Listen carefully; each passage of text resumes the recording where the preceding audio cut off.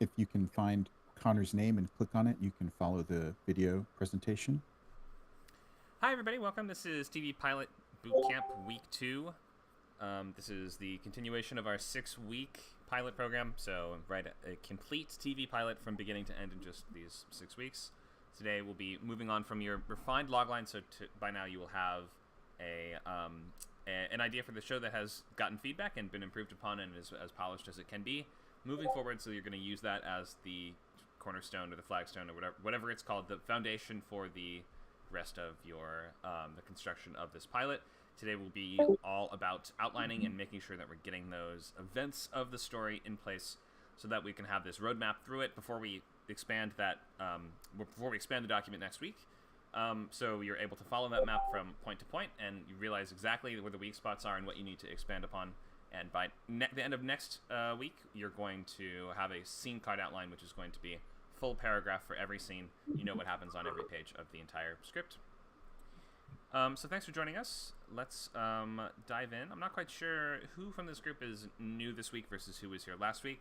But if you have an improved logline, you will have a chance early in the class to share it and to just make sure that everything is on track. If you're still wondering if there's some problem with it, and we want to I would rather spend more time in this class helping an individual with their with figuring out what happens in their story rather than spending too long on the lecture portion, because we have so many recordings of that and have done that so much that I will go like a little lighter on the lecture and more on the I'd rather just make sure everyone's on track and getting started, because if you don't get on track early, it's easy to sort of fall behind and not catch up. So let's jump in and see what we're doing today. Also, if you are looking for the chat channel to use, it's TV Bootcamp Chat on the left-hand side of your Discord window. Okay, let's take a look. So, this is an intro about me. I don't think we need this on here. It's week 2. You guys all know me by now. If you have not enrolled or you're just sitting in and you'd like to enroll for future classes, then you can go to scriptcamp.net/classes to buy this class, or you can become a member. You get a free trial, 2 weeks, and you get access to everything we do. It's just $29 a month if you buy it for the year. So that gives you every lab, every workshop, every class, every boot camp. You can also order a consultation from me, which is where I will mark up the script with sticky notes and give you a good overview of the things that are working and not working, and also comes with a half-hour call to explain those points and to answer any questions you have. Scriptcamp.net/coverage. So we're on week 2 here, which is going to be on the broad strokes of the story. So we just need to figure out what the major events are that happen and put them in pretty much the right order. This is going to form the skeleton, the table of contents for your whole story, because you know where the most important events are, and we know what needs to go in between, or you will figure out where those gaps are that are going to connect those things and what you need to actually still be working on. So you're going to have to start actually writing now. We don't start formatting. We don't do what we call going to pages until week 4 of this class, and until I think it's halfway through almost any program here, because the first half is all about figuring out what happens in the story. It's just so important just to know what those major events will be and make sure that it's working from a faraway perspective before you actually start formatting and getting in the weeds and writing dialogue and anything. So I'd say you don't even need to write a single line of dialogue. You don't need to actually stage any scenes until you get to past that halfway point when you have every single thing figured out. So it goes this week. We'll do these outlines. Next week we'll do scene cards. Then after that it's an act every week. Week 4 first act, week 5 second act, week 6 third act. And that means if you're writing a half hour, you should be writing 10 pages a week. If you're writing a full hour, you should be writing 20 pages a week. So that's going to be 4 pages a day if you're just writing on weekends. Or if you're doing half hour, it's just 2 pages a day, which I think you can manage, and that's going to finish you up by August 14th. Okay, so we also have Sci-Fi Bootcamp, which just started, so if you are interested in that, that's on Saturdays from 12 to 2. Next week, we'll be finalizing those loglines, and we're still working on those basic sketchbook-type ideas there, but moving forward, we'll be just prepping and outlining a sci-fi feature or pilot. And that ends on August 13th, so that's a limited series class. Okay, so remember basics on this one. Your pilot will be done in 6 weeks. Will it be good? Probably not. It's not the goal for it to be good or it to be perfect or it to be to get you any one tangible goal. the goal here is to write something and finish it and move on, because as long as you are writing and reading and finishing things and moving on to the next thing, then you will just be getting better, because that's the only way that's the only thing that can happen. Yeah, don't worry too much if this turns out to be awesome. Don't let any individual step hold you up too much. This idea of writer's block only comes when people get sort of paralyzed and they get this fear of doing something badly. Just give yourself the permission to do things badly, and understand that this takes a long time to get really good at. You just got to knock those scripts out of the way. So we'll start with check-in and can find out where everybody is at on progress on their current pilot. We can check questions on what we've worked on up until now, which is going to be mostly logline stuff. We'll look at the overview of my process and just the structure that pilots are going to take, whether it's half hour or full hour. We can look at some examples of story beats, and then a lot of this class is sort of like you need to just start figuring out what your story is and what happens in your episode. So you might have some ideas in your sketchbook right now for these are scenes that I know are going to be there, and just from the promises of your genre, just go back to your genre. You already know some scenes that are probably going to be in there. If it's a horror show, you have, that first encounter with the monster or the ghost or whatever. If it's going to be an action show, you have a couple action sequences that need to be throughout the whole episode. So you're going to be putting those on the board, the things that you know need to go on the board before anything else. And then you're going to tweak those and figure out how they fit in with everything else, and how they're fulfilling the expectations of those structural moments as we understand them. So let's start looking at our check-in page, and we will go down the list. If you are just sitting in for the class or are otherwise not participating in the program, you can just tell us that, and that's fine. You can also post your sketchbook and log lines in the chat. You don't have to if you don't want to, but just if you want one last look at those before we move forward.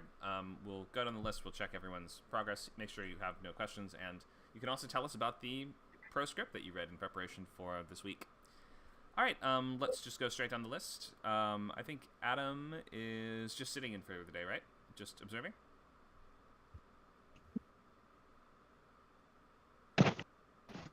Yeah, I'm just sitting in. Okay, sounds good. Thanks, Adam. Amanda. Wait, what are you asking? Sorry, what's your question? We're doing check-ins on progress. Any questions that you have on things that we've done so far? Yes, I mean, I'm still trying to nail the pilot log line. And I have gotten like dialogue and plot points have come to me, and so I've written a few pages in the sketchbook. Okay. So it feels like it's unfolding. But I guess my thing is that the pilot logline sounds kind of like the series logline, which I feel like I have been comparing other shows, and it's not totally unprecedented for that to happen, because the pilot logline is like setting the stage for what the series is about. Mm-hmm. But yeah, so I guess that's, when I get, I don't know. I mean, should we not even start? Can we still work in our sketchbook even if we don't think our pilot log line is perfect? Or you can. Your sketchbook is to use at all times. There's no time you cannot be putting anything in the sketchbook. Yeah. But we'll be. We'll be glad to take a look at your revised pilot log line if you want to share that today. Yeah. Yeah. Should I share it now or wait till you go around in the circle? Go ahead and post it now. Okay. And did you read a script for this week? Yes, I read a couple earlier in the week. I can't remember what they were anymore. I'll remember. Oh, I read the Girls pilot. Okay. Any thoughts? Yeah, I also watched it. I've never watched Girls before. I haven't seen it yet. I've only seen clips of it. Yeah, I mean, and I basically researched all the shows that are about writers, and watched almost all of them early in the week, including features. So like Adaptation was really good, and I'd never seen that. That was 2002. Mm-hmm. Yeah. That's one of my favorite movies now. And then if I didn't want to watch it, I read the synopsis. So Adult World is another one about a writer. And then Californication, of course. Um, so the thing about the girls pilot is that I thought, okay, the pacing and the tone I feel like is a bit more like my style. Okay. And, it's not like there's some life-threatening emergency every 5 seconds, Hmm. So it will be interesting to explore what makes what draws people into that show, and how can I learn from that? Because obviously, if you don't have urgency every other page, something's got to be drawing people in. And with girls, it's probably a little bit more subtle. Hmm. And I can't put my finger on it. So, um, yeah, that was my response to that one. Cool. Okay. Yeah. Worth studying. Worth figuring out what the appeal is, even if it's not totally clear right off the bat. I haven't seen it, so I can't weigh in on that one. But good. Seems like a Yeah, good. yeah. If it's something that is to your taste in terms of pacing or style, then it's always worth breaking it down and figuring out how it works. Yeah, yeah. So that's great, and feel free. Yeah, if you just share the logline when you find it or when you're writing Okay. it. Oh, there it is. Okay, so let me just check this one real quick. And let me bring it up on the. Will this work? No, it won't. Okay, that's all right. So I'll just read it out loud. A family emergency is the final straw that prompts a 30-something office worker to abruptly quit her job and move to Hollywood with the delusional notion that she can quickly sell her TV show idea to fund her sister's life-saving surgery. Huge breath. However, things quickly get off on the wrong foot when she lands in a nightmare roommate situation. Okay. This is pretty good. It's just that it's so long. This is like a huge run-on sentence that is impossible Yeah, to say yeah, in one breath.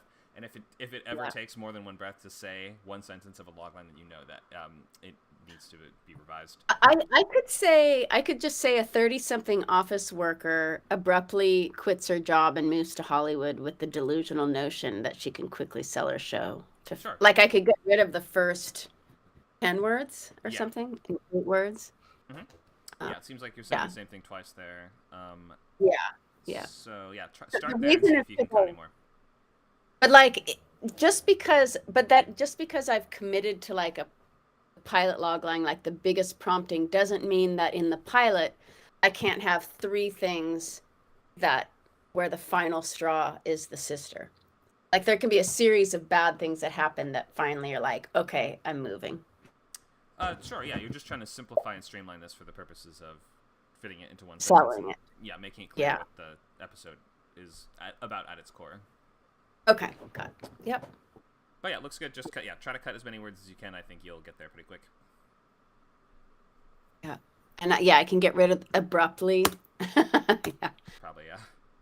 When you quit your job, it's generally kind of abruptly. It's like a 30-something office worker gives her 5-week notice. Yeah, give plenty of advance notice before she quits her job. And then we I just get sit what you there mean. for the last Yeah, not just you can't gradually quit. quits her job. Okay, so looking good. You just revise the pilot log on a tiny bit, and you should be all set. Thanks, Amanda. Sounds good. Let's move on. Carmen. Hello, everyone. Hi. I'm just observing because I learn a lot from just listening to you guys. Just observing. Okay, so not writing a pilot for the class. Got it. Thanks, Carmen. Thank you. Josh, just observing.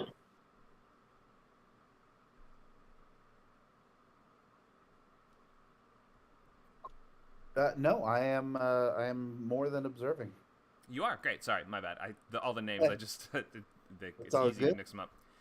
You want to give us an update on your progress then? Yeah, absolutely. Let me put some stuff in here in the chat. Were you doing the Blockbuster one, or which one were you doing? Yeah, it was. It's the video store. You were doing the Blockbuster. That's right. Okay. Not much has changed in terms of I just kind of tightened up my both my series and I think my pilot, I think I just changed a couple of words, but maybe not even that much. And I've just been, for the most part, um, filling in my sketchbook to some extent. Just coming up with character descriptions, thinking of different things that I can borrow from Rear Window, different ways that that can work with my pilot logline, um, and there's all these different characters in Rear Window. How do I kind of play around with that? How do I play around with the different, I guess they're archetypes. They're not really. They're just the people that are in the apartment complex in Rear Window, and how those people be represented in a fun way in this particular story. I've been coming up with names for my store because that's, I feel like, would be very important. And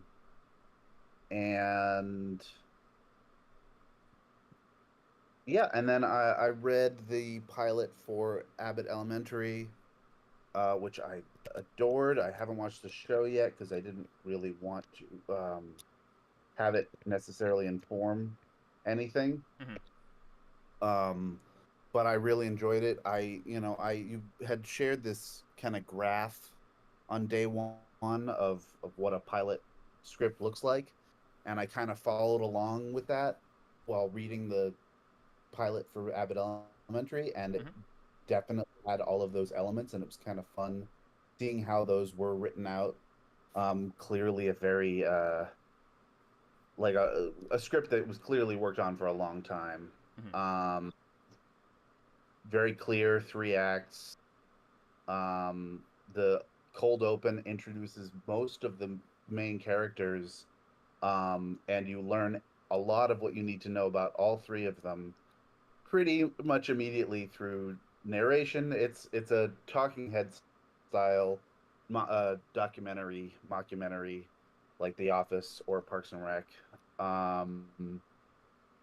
In the first scene, you meet the main character. She's she does an opening narration, and I think on the first page, you get the sense of her sense of humor, her own personal ambitions, and her struggles as a teacher in this kind of lower class school district.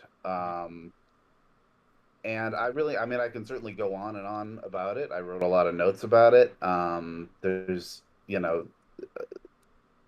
things that I've noticed from shows in the past that came up. The rule of threes in comedy plays out a lot, where somebody lists something, which is something they did in 30 Rock a lot, which I like seeing.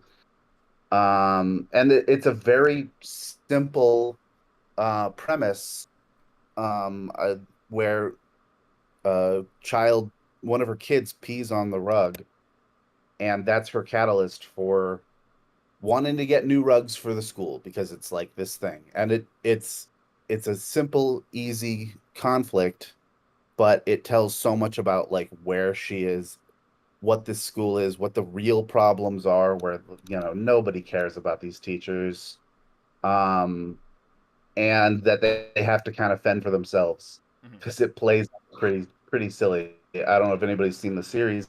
I don't know if the pilot is actually representative of what the actual pilot turned out to be. And then they introduce these other kind of supporting characters, that there's like a funny janitor character who's kind of crazy and wacky. There's the principal who is completely out of touch. And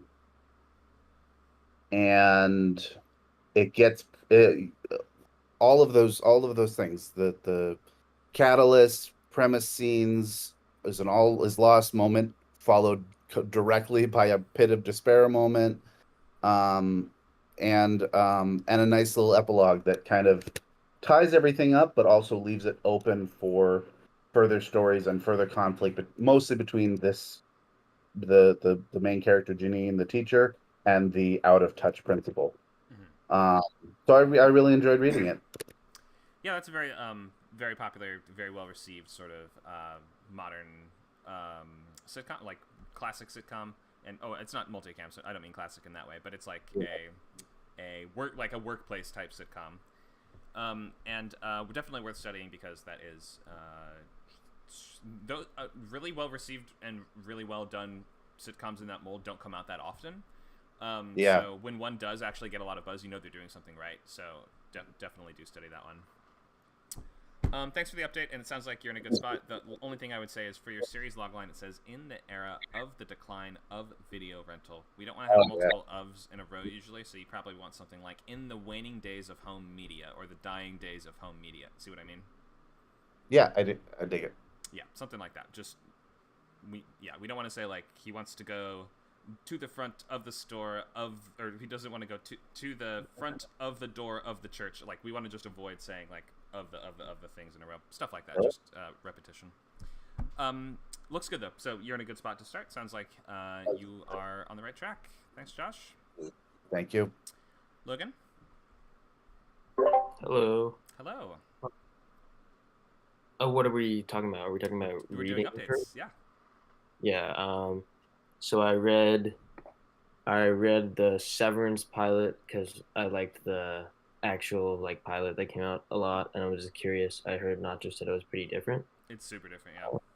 Yeah, it was super different. Of course I did like the pilot. I thought like the written one. I thought it asked interesting questions, but I of course also do like the one they brought to screen better. Mm-hmm. I understand why they made the change they did, but yeah, just like I try to like not think about what I saw when I was reading it.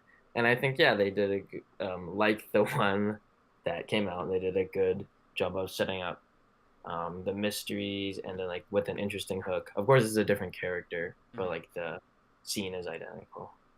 You mean the scene at the beginning I don't think Helly is in the written pilot, so they have Mark is the one going through a lot of the same stuff that Helly is in the actual show. I think Mark and Helly are kind of switched, mm-hmm.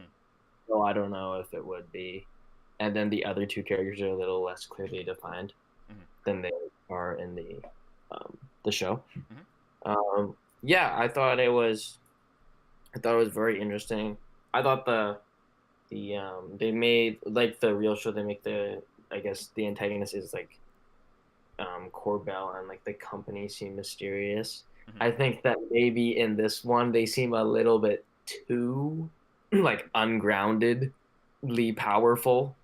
Like I don't think in the show they ever really do anything that they do in this episode that's just like, no way, how could you have done that? That's just like impossible. Mm-hmm. Whereas in the show it's like, okay, like they're very powerful, but it all kind of seems, at least within the world, to be quasi normal. Yeah, in the show they own the company. Lumen owns the whole town, don't they? Yeah. Like the one moment that I was like, oh, okay, is when like the house just like disappears out of thin air. That just kind of. I have no idea what that was even about. Like, not in the the Apple TV. I'm kind of glad they adjusted Corbin. Like they didn't really have that scene there, and it was a little more.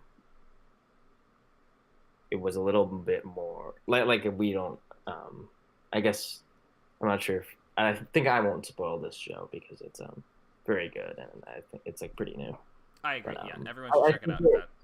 Their intentions in the written pilot which are not actually the same as like the final product. I think are like revealed a little too early. They seem a little bit too like evil, which in the show is definitely not done that way. But yeah, I very much enjoyed it, and I thought like everything was quite well, and like they have good hooks in the act breaks throughout the episode.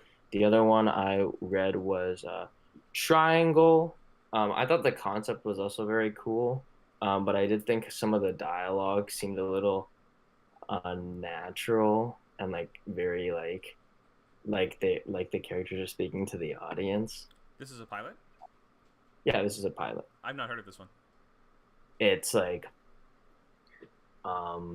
three people wash ashore in the Bermuda Triangle. They were like going boating or something, and then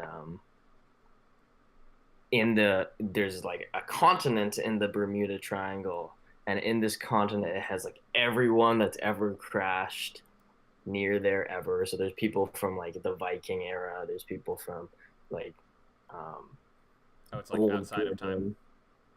Yeah, they don't age on the island. They can die, but they don't age. Oh. So there's like all sorts of people, and they're all like in a war, which I thought like, oh, that had some like cool promises, cool setup for future episodes. There's a little bit of that that's introduced in the pilot, but not like that much. I thought, so yeah, I think there's a lot of cool concepts. Maybe I read it too quickly, but I thought I was a little bit unclear sometimes on like, oh, what does the setting look like actually? And then like sometimes I thought a character would be like a character would do something. I was like, wait, how are they doing that? I thought they were over here, but like I wasn't very clear about where characters are, what the setting looks like all the time. And then I thought some of the dialogue was a little bit too like it didn't seem very realistic because these characters who have been here for hundreds of years are like telling their friends who have also been here hundreds of years like, I'm Bob and I've been here since 1703. Like that doesn't seem very realistic because it's like, yeah, you've been here for 200 years. Didn't you tell this? You would have told this guy that like 100 years ago. Why are you saying it now? Like it just seems it's there purely so the audience can be like, oh, he's Bob and he's from 1703. Yeah, totally makes sense. Not. But like I think the concept is cool enough, and I'm like, okay, yeah, this is cool. I understand why this got made. Awesome. Okay, well, nice that you read multiple things and read them carefully and critically. What's the progress on your show? You're all good with the loglines and ready to outline? I think I'm all good with the loglines. I'll repost, and I have some stuff for sketchbook, but I don't think I've written everything I want down. That's okay. You don't have to turn in a sketchbook, really. Pilot logline. A zealous boy must team up with the worshipped spirit in his dead father's magical gauntlets to kill the advisor that betrayed the nation and made him an orphan. I would just lose the word worshipped. It just is kind of adding a confusing speed bump there. Just team up this with the spirit is all we need to know, I think. Or you might want to pick something that describes the spirit's behavior or personality. Is it angry and vengeful, or is it, kind and guiding? Like, just maybe pick something that describes how it behaves. All right, series logline. A zealous boy must find possessed artifacts with the help of a wealthy adventurer, an idealistic knight, I think it's philosophical, not philosophic, and ancient spirits in a race against a totalitarian ruler. All right, nice work. Yeah, okay. So is this sort of like a Xena vibe on this show? Oh, what? Sorry? Do you know Xena? Not well. No, I haven't seen it. Okay. Or read it. You should check it out. Oh gosh, I feel old now. But Xena was a sort of like adventure of the week, sword and sorcery kind of show from the 90s. It's it's super cheesy looking back on it, but it's like sort of classic. Like it feels like a series. I don't think they're based on books, but it feels like sort of very 80s fantasy books. Or not just as Merlin is another sort of similar kind of vibe probably to this. So stuff worth looking into. Yeah, I think this sounds cool. I think you've got your logline sorted out, so you're good to keep going. I wonder if I could just say that it's not that you're old enough, it's just these guys weren't young enough at a cool age. I guess so. Yeah, okay. We had Xena and what was the other one? Hercules. Yeah. And they even did crossovers, I think. Yeah, they did. The first ever. Thanks for that comment. Yes, I missed those days. Those were good. A lot of people say The Witcher sort of has the same sort of like tradition of Xena type storytelling on TV now, but I haven't seen The Witcher yet, so I can't quite weigh in. Okay, so thanks, Logan. I think we have one more update. Mr. Slick. Was your name Ian?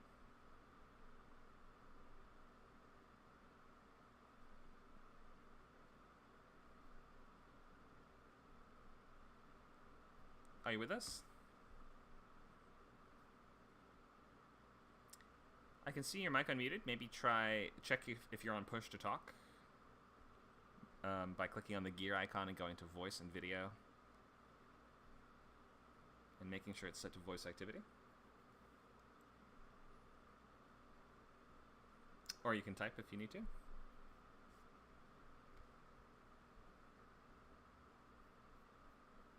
Okay, well, we'll check back with Mr.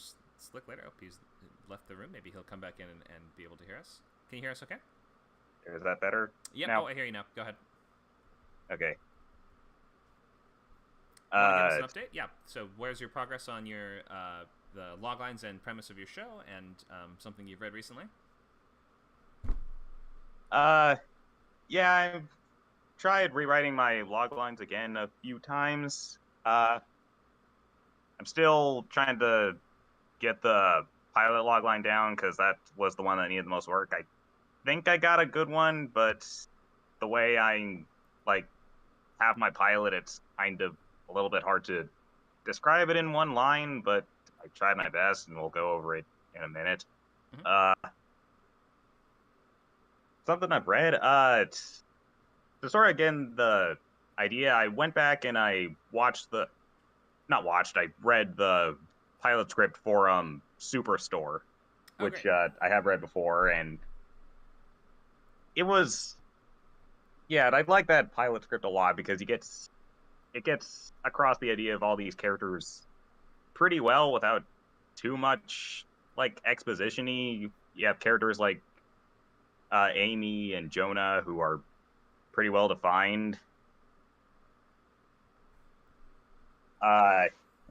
Everyone was just really well defined in that pilot. Gets across the idea pretty well. There's slight differences from how the pilot actually turned out on TV. Like they have this thing, the script has this thing where Christopher Lloyd is giving a lecture to the employees, but that doesn't happen in the actual pilot. But yeah,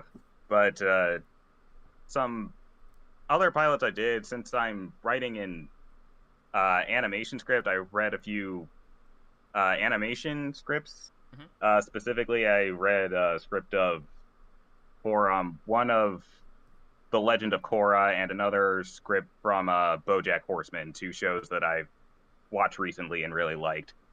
Great. Okay. Anything you noticed or learned there? Well, I watched all of BoJack Horseman before. I haven't watched Legend of Korra until just recently. So, and the script I got was for one of the origin episodes of the show, where we learn of all where the first Avatar came from. If you know Legend of Korra, that's the Avatar everything. And I read those specifically to see the differences, the differences between writing a live action script and writing an animated script, and there aren't too many differences, but you gotta be a lot more visual with your descriptions and what you're saying, because the blocks of action are usually bigger, and sometimes the writer had these notes of describing to whoever's gonna draw the art for it, hey, this character is supposed to look kind of like this, or something, giving small little notes to help artists who are supposed to draw the animation as to what their idea kind of sort of looks like. Mm-hmm.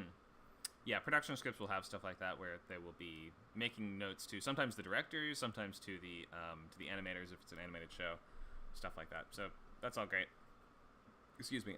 So let me just check the logline really quick. That's right. This is the Dead Mall. A media-minded college student takes a job at an abandoned mall that is now occupied by monsters and must adjust to his new environment and coworkers while trying not to die. What does media-minded mean? I was trying to think of something better for that. When I say media-minded, I don't actually mean that. I mean that, I've mentioned him before as being dorky. That sort of means that he's like into like geek culture, like video games, TV shows, like anime, stuff like that. Right. Okay. So there might just be a better word to use there. Media minded. I'm not even sure what that's saying. I guess that they watch a lot of TV or something like that, perhaps. But yeah, I'm sure there's some different word that can convey this a little bit different. But the rest sounds fine. And then we have the pilot logline: a dorky yet determined college student starting his first day at a mall for monsters. Tries to prove his worth by getting rid of an evil beast. What evil beast? This sort of it's hard to I don't want to say it's hard to describe. The idea for the beast I have right now is sort of this like demonic worm monster thing, sorta. Demonic worm monster doesn't sound that hard to describe. You just described it. Yeah.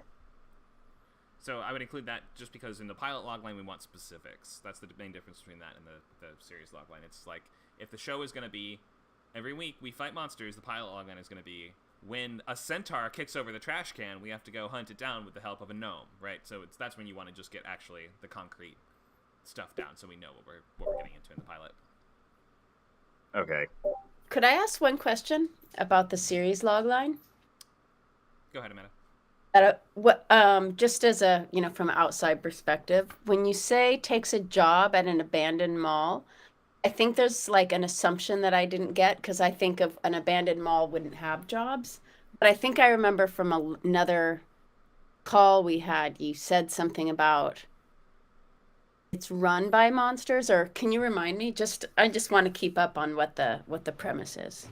Yeah, so the way I have it now is that like all these monsters that you've heard of in like myths and legends and folklore and stuff, they exist in real life, but they're like hiding from humanity sort of, and they've quote unquote taken over this mall that was abandoned a long time ago and have sort of are now running the place to sort of act as like a place where monsters can come and work and sort of like a safe place away from humans, if that makes sense.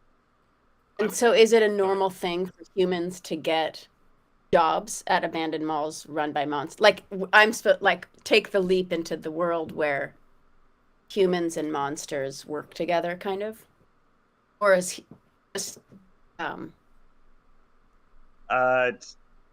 the way I have it right now so far, my main character is the only one to have noticed this, but like I haven't thought that far into a series yet because like this is just a pilot. So like if there are other humans who see it or have seen it, then I'll probably work it in then. But yeah, for right now, he's the only one. The nice It's thing like is a that mix of. Go ahead. Oh, sorry. Just want to say, that kind of your description kind of hit a Hotel Transylvania with Night at the Museum kind of vibes. Just wanted to say that.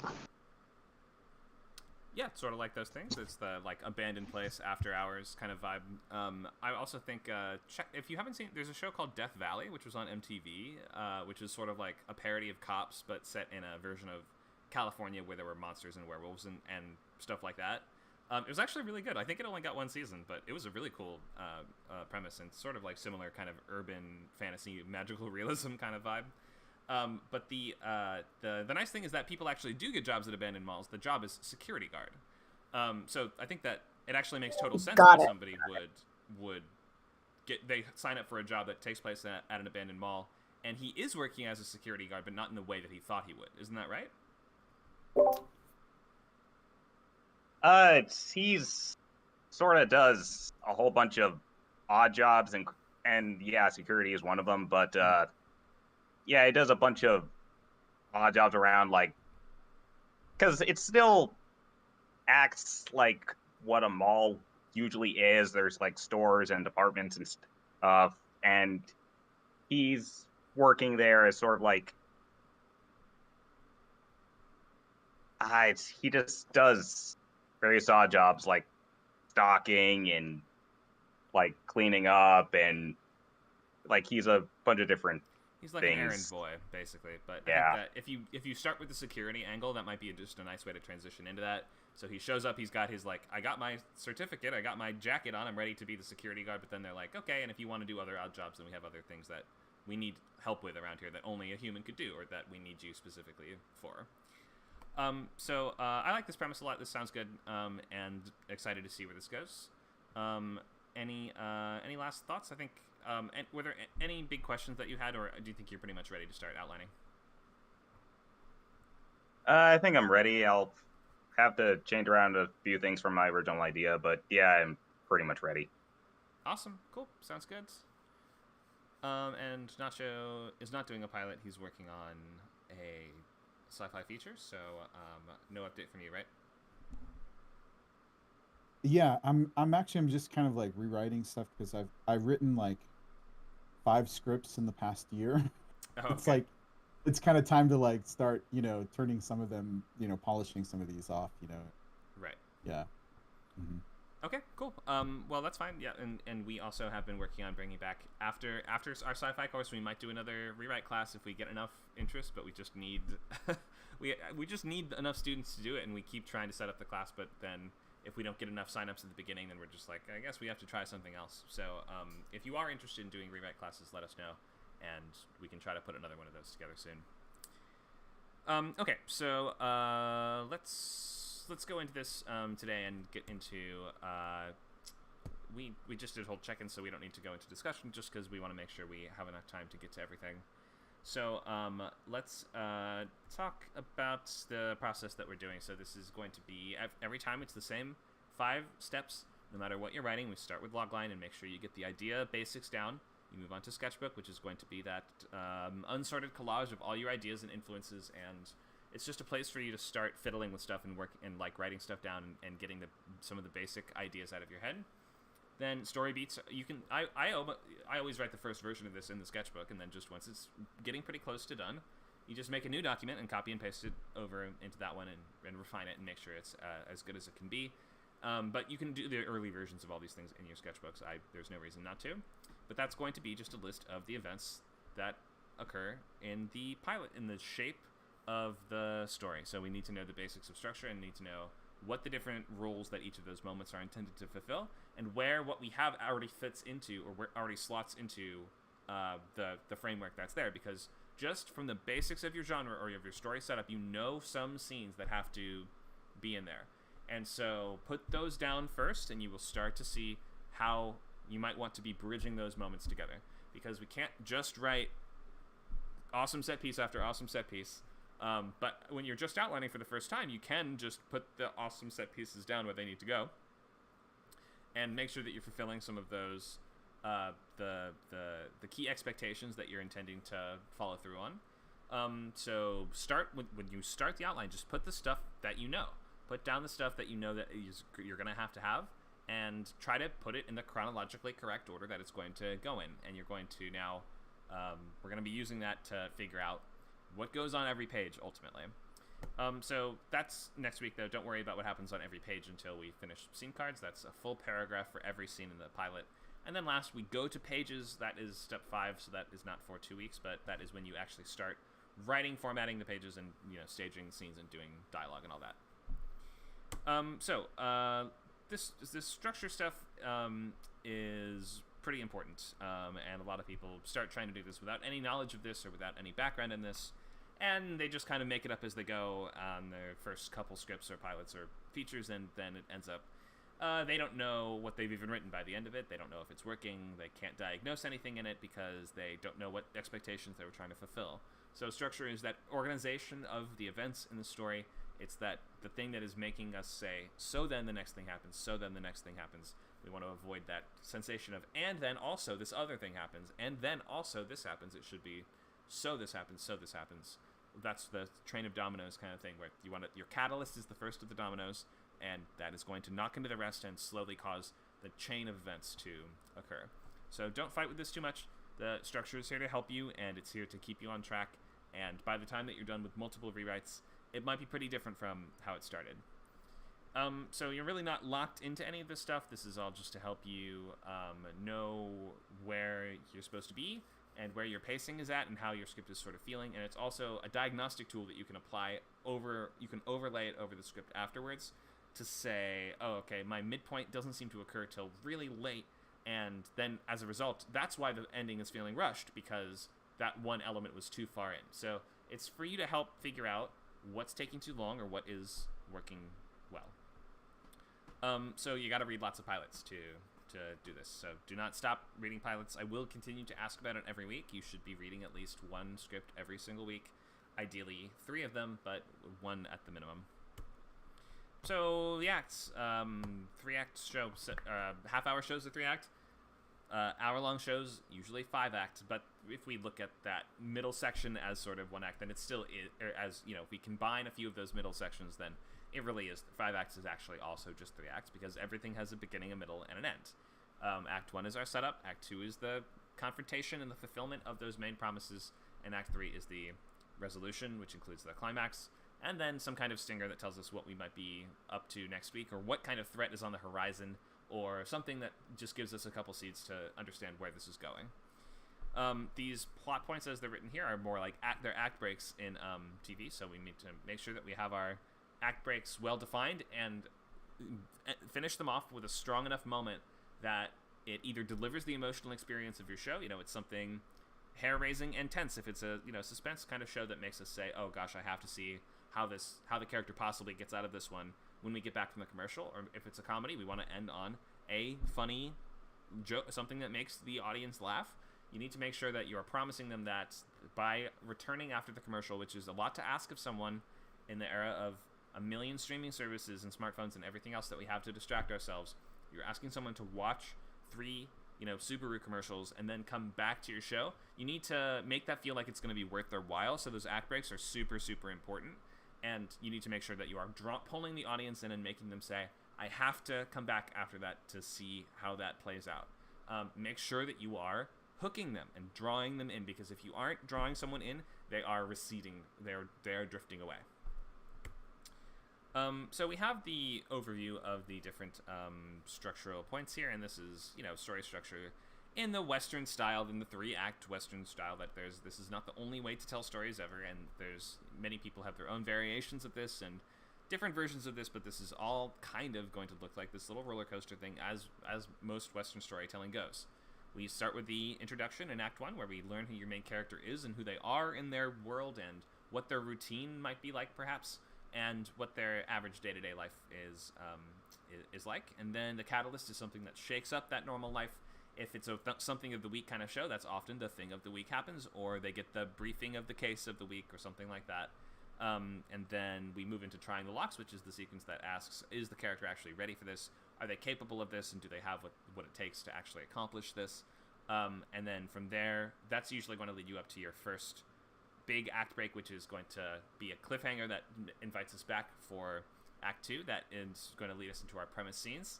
So the premise scenes are the ones where you are fulfilling the expectations that you have given us based on the title, the genre, the log line, and if it says it's a show about this, then this is where that thing needs to occur, and give us lots of it.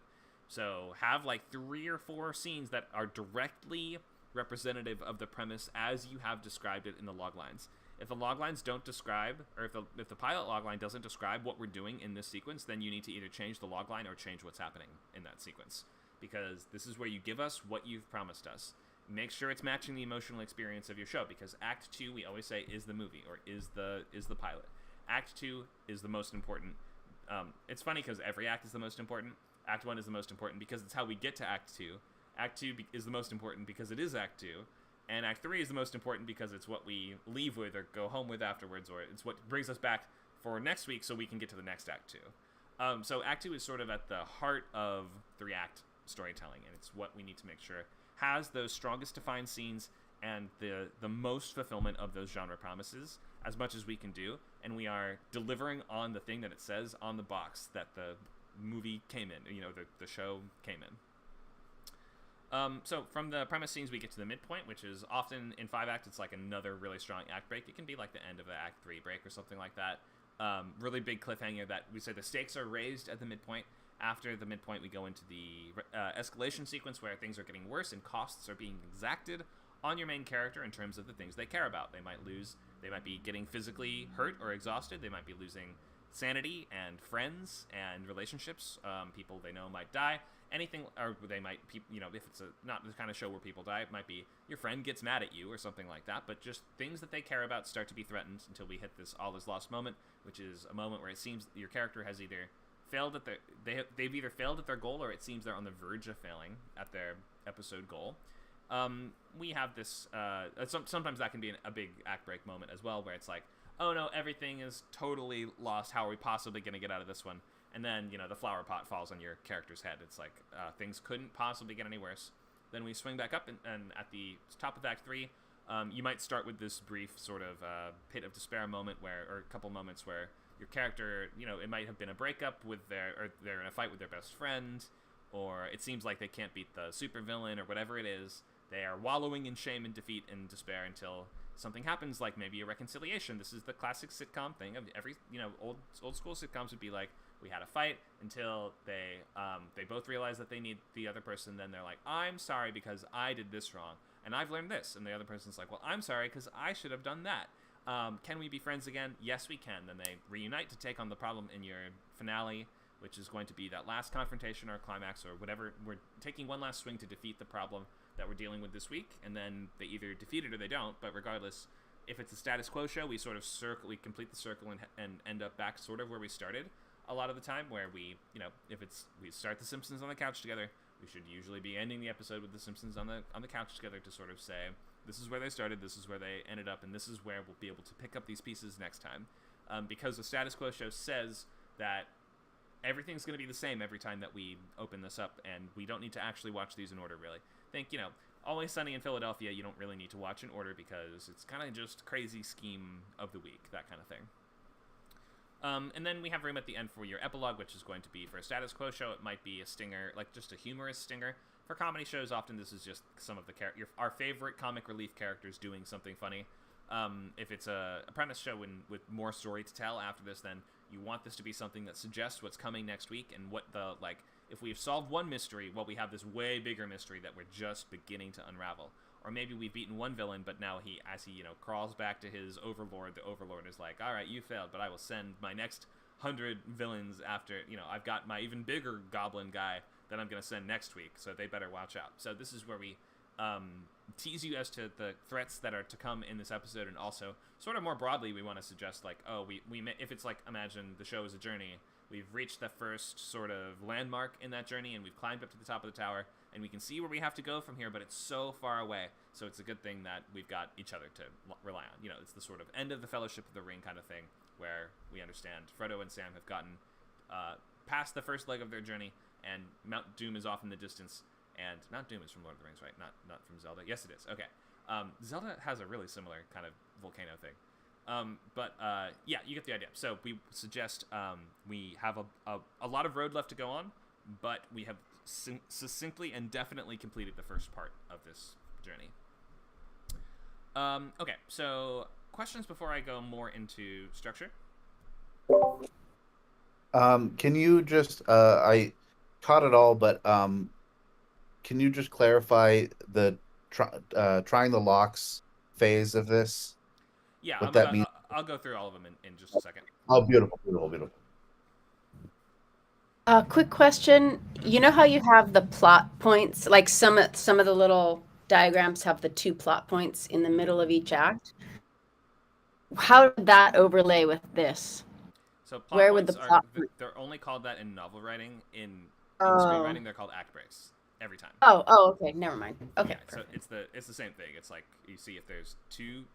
If like on our previous diagram, it was where is it? Plot point 1, plot point 2. That's you're breaking a 2 and you're breaking a 3. Oh, okay. Got it. Okay. Lines up like that. Okay, good question though. Other questions?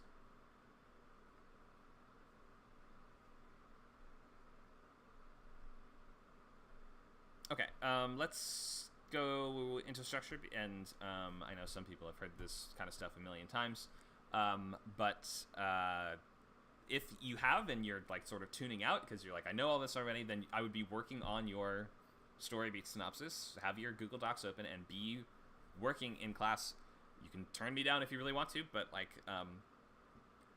be using the time to work and to start to arrange the story. Excuse me.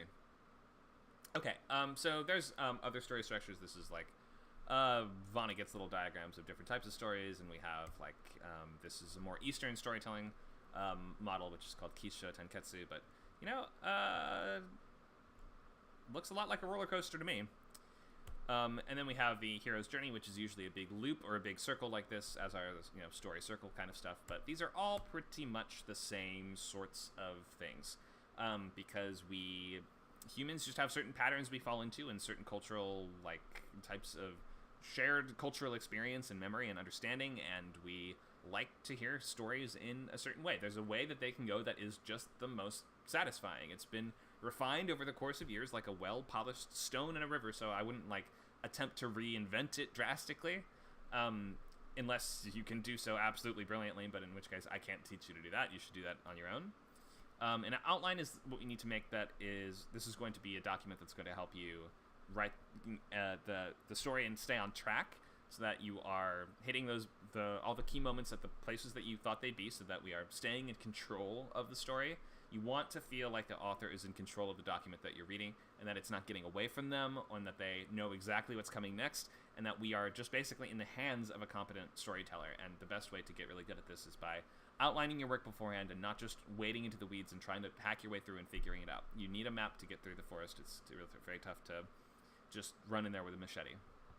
So while there are many different styles and methods of doing this, we will be focusing on my personal, practical approach to this, which we follow these distinct steps, as I mentioned: logline, sketchbook, story beats, scene cards, go to pages. So, whoops, I think I did that one already. So let's look at we have half an hour pilots, and here's just like a list of those story beats. So you're gonna actually just write these down on your sketchbook and start slotting stuff under these different categories or under these different headings. So some of these headings can contain more scenes than others. Some of them can only contain one single scene because they're just one moment. Something like the catalyst should just be one thing. The catalyst is not a sequence. It's just one thing that occurs. Act breaks are not a sequence. An act break is one thing. So that's the main point where I see a lot of people get confused. They're like, well, my catalyst is this happens, then this happens, then this happens. Those three things can't be a catalyst because only one thing can be a catalyst. Like a book can't have multiple last pages. If you have 3 last pages, then only the third one is the last page. Make sense? So you just have one catalyst. There's just one thing that occurs that sets the story in motion. So let's look at the numerical structure of this. We have room for a cold open at the beginning. That is, you get 3 pages max in a half-hour show. But this is something that is, we open on this before the intro sequence or the credits. So this can be, for a premise-based show, this might be something that sets your premise in motion. Or it might just be, if we're dropped in the middle of these characters' lives, then it might sort of just be your characters are hanging out at their normal thing that they do, and they hang out.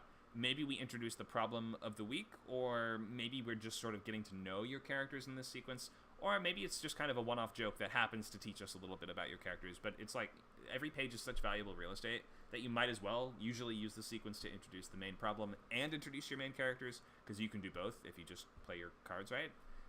So yeah, use the cold open carefully. Do you have to have one? No, you do not have to have a cold open, but a lot of shows do.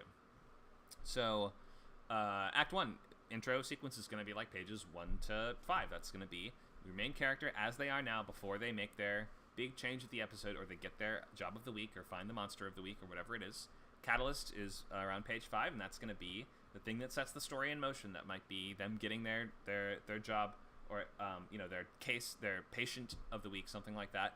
Or it might be, if it's going to be a more premise-based show, it might be something like, we find the first piece of the puzzle, or the first the character realizes that something is amiss in their world. So it could be a coincidence that occurs, they get hit by a bus and they almost die, and they have some kind of big revelation about their life. Isn't that what happens in My Name is Earl? Doesn't he get in an accident or something, and then Earl, while he's in the hospital, he watches a bunch of daytime TV and gets inspired to change his life. So the catalyst can totally be a coincidence. If anything in the story is a coincidence, it might as well be the catalyst. Trying the locks. So that is in reference to the idea that, so the catalyst is the unveiling of a door to your main character, sometimes called a threshold in like Hero's Journey, but it's like a door basically. It's a curtain has been pulled away to reveal that there is a door. There is a possibility of something else to your main character, and then trying the locks is going to be them attempting to open that door, but realizing that it's going to be difficult to open, or they have to struggle with like many different little puzzle blocks on it in order to get through. But the room that they're in is getting hotter and hotter, meaning that the pressure on them is increasing, and soon their fear of, or their desire to change, their desire to get what they want overcomes their fear of whatever stakes are at play, or the ticking clock, or things staying the same. Their desire for change overwhelms all that, and they move through that door into your Act 2. So if we look at the Trying the Locks as a sequence where the main character might be taking the first few steps on that journey, but they are starting to see how difficult it will be, and it's sort of asking the question, like, I think if it's going to be a show where somebody gets a new job, the catalyst would probably be they either get the job or show up on their first day. Trying the Locks is then going to be, wait, this job isn't what I thought it was at all. This is going to be way harder than I thought it was. And then that act break is going to be, well, are you sure you want to stay? And then them stepping through that doorway would be them saying, yes, I'm sure I want to stay. So Trying the Locks can be looked at as a kind of debate, but not a debate necessarily between just the people or just the characters, but a debate between the world and the character, or the journey as a whole. It could be us asking like, oh, are we sure we want to go through this door? Are we sure I'm capable of taking the journey? And is whatever's on the other side, is it ready for me? Is it going to accept me? We're asking questions like this as we are struggling to, or hesitating to, or struggling to make that big change. So in a show where a character is doing their job, so think of like, Detective Case of the Week kind of show, then Trying the Locks is often going to be, or the structure is going to be, catalyst is like, you get the case. There's this new serial killer out there, and he murders people by hitting them with a belt. And then our Trying the Locks is going to be your main character. It takes the job, but their partner's driving them there, and they're reading the file. They're like, wow, he hit somebody with a belt 9 billion times? How's that even possible? This guy might not even be human. Are you sure you want to, you were pretty messed up by your last case. Are you sure you want to take this? And your main character might have already said yes, but they're starting to realize cost and the consequences of this, and the weight of it and the pain of this is starting to like really build up. Or maybe like we are already, or like if we just go right to the crime scene, then maybe your character is starting to like walk past the blood-soaked belt. They walk past the broken glass from the coffee table that was shattered in the fight. They walk past the bloody message written across the wall, and we're sort of asking, oh God, could our main character possibly even overcome someone so evil as this? And then when we get to that act break, we say the answer is yes. The main character must step through that doorway on their own. Does that make sense as to what Trying the Locks is? We had a question about that a minute ago. Very much so. Thank you. Awesome. Great. Yeah, this is, people have a lot of questions about this, and it's actually the most misunderstood, and it's the part of the story that newer writers take the least advantage of, because this should be like one of the most fun parts. Almost everyone runs into this blockage where they're like, well, how can it be the most fun part if we're not to the fun part yet? Well, think of all of the amazing stories you've seen that do this in such cool ways, in such fun ways. Like, think of any superhero movie. Somebody gets bitten by the tarantula, or the chupacabra, or the koala or whatever, and then he's turning into Koala Man, and that comes with certain powers. He doesn't know how they work, but we're gonna start to see, he's eating his lunch, and suddenly his koala claws come out, and he rips his hamburger in half. Oh no, how do I control that? And then somebody sees them, and now he has to chase that person down and eat them before they reveal his identity as Koala Man. Oh no, I didn't know I had this in me. The koala spirit is taking over. Like, you see what I mean? Like, the part where we're figuring out what the premise is, or the character is the ramifications and the impact of the premise is starting to sink in with your main character, can be so great, because like often we like to watch them sort of panic and try to get out of the situation that they are being forced towards. But then, despite those reasonable objections and those reasonable obstacles and those things standing in their way, they still should be the one that ultimately decides to engage with the events of the plot. So that means even if it's a character just doing their job, even if it's a war story and your character has been conscripted to fight in World War II, then you should have a moment in the Triangle Lock sequence where, another conscript soldier has cut the wire fence and is holding it open and is like, hey, we can escape, we could leave, we don't have to stay here, we can go. And your main character should say, no, I have, in fact, through this intro, through the first act, I have come to see, although I'm scared of running the trench and doing the big battle, I have, for whatever reason, I must accept that responsibility and that burden, and despite the obstacles in the way, they will still attempt to complete their goal. Where are we? So, yeah, breaking into 2. On half-hour pilot, it's going to be page 10. So each of your acts are 10 pages pretty much to the letter. Evenly. 10, 10, and 10. So start with 2 pages exactly to the line. Then you want 10 pages first act, 10 pages second act, 10 pages third act. Then you have room for a stinger at the end. But let's go. So from premise scenes. So after our act break, we're going into second act. So I said that is the show. That is the moments when you should be delivering what you said you would be delivering. That's going to lead us up to the midpoint. Sometimes in half hour, the midpoint feels a little more like the end of Act 2 break, so this is where this gets like a little bit muddled at times, and different shows do this a little differently. So this section right here will not always be the same from show to show, but you can look at it like this. Sometimes the midpoint will be like right in the middle, like page 15 or 16, and it's going to say, the stakes have been raised, maybe you've accomplished the first part of your goals, but, there's, you've only annoyed the bad guys. You've defeated their first couple minions, but now you have to take on the big troll after this. So the escalation is where the big troll moves in, and your main character's starting to realize the cost and consequences of what they've done up until that point, and like the ramifications of the premise scenes are starting to manifest, and they're getting into trouble, and different costs are being exacted on them until we get to that break into your Act 3, which is going to be your last 10 pages, or your last, 11-ish, 12 pages. The All Is Lost moment is your, leading up to around 24, and then the Pit of Despair can be from, 24 to 26, but like I mentioned before, this gets very variable around this section of the script.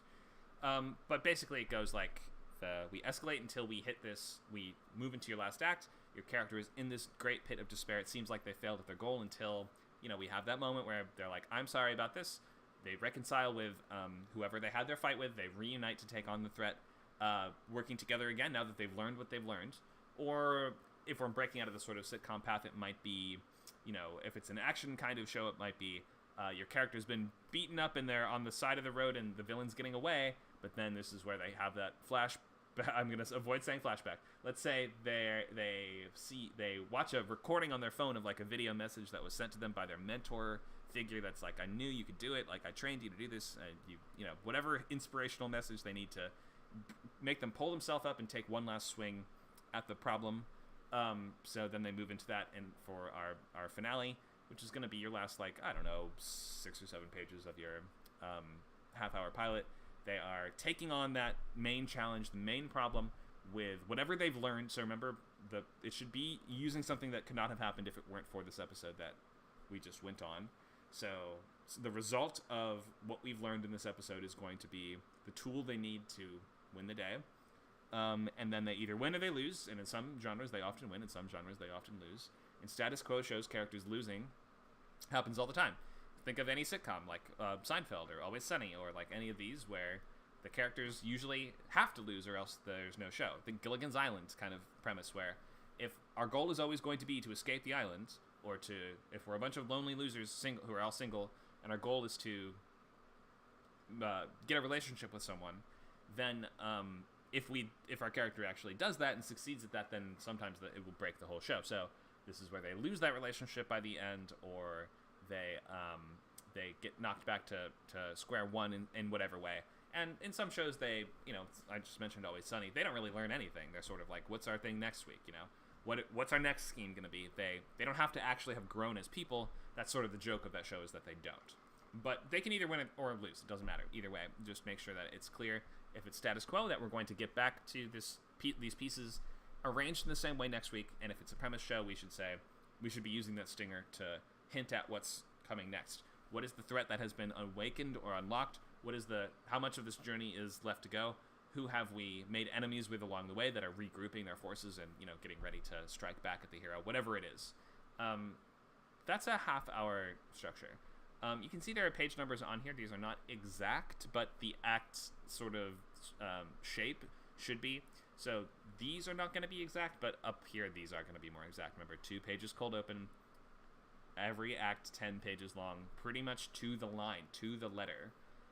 Use all the space you have. Don't waste any space, and you can, that's why if you can remove just a few letters and a few words to bring up those hanging lines and give yourself just space for one more line, sometimes that can make all the difference in TV. TV is very much about being economical with your white space on the page. Okay, so questions about half-hour structure?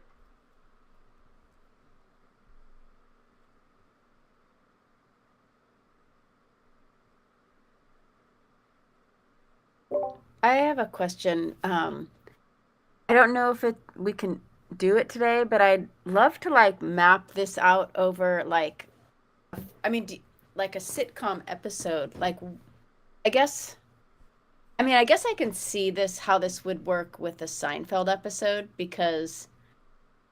but Friends, not quite as much. I feel like Friends, the tone sort of, I don't know, it's a weird series, I think. But basically all sitcoms still have a pit of despair. I guess I've just never... I'm not sure about all of them, but I think this is just this isn't necessarily for any one genre. This is sort of just storytelling as we understand it. Usually is going to have the characters seem like they either fail at their goal or they seem like they've failed at their goal, which is for most characters going to result in this sequence where they are wallowing in the shame and pain of defeat. Right. That's true. Ross. Yeah, I can see that. Yeah, Ross would be I could see that with those shows. Okay. So maybe even do that as an exercise in your own. Just watch an episode of a show that you've enjoyed and just mark out where these different moments happen. You can use the minutes on the episode. I mean, I know that most sitcoms are actually 24 minutes instead of 30 something, so it's not exactly going to be a 1-to-1 ratio of 1 page to 1 minute, but still just mark out where they happen, in the runtime of the show. Just in one sentence, what was the catalyst? In one sentence, what was the the break to cliffhanger? And this is something you can definitely study on your own. Yeah, I might do that with the girls episode. Yeah, I would recommend it.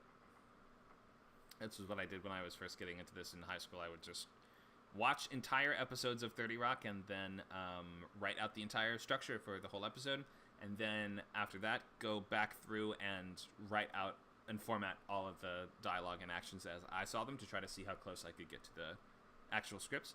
And I would just do this after school for day after day after day after day. So you can do those things as well. You should be trying to study and improve, and this is you have to do your homework in order to do well on the test, sort of thing. Yep. Okay. Thanks. Sure.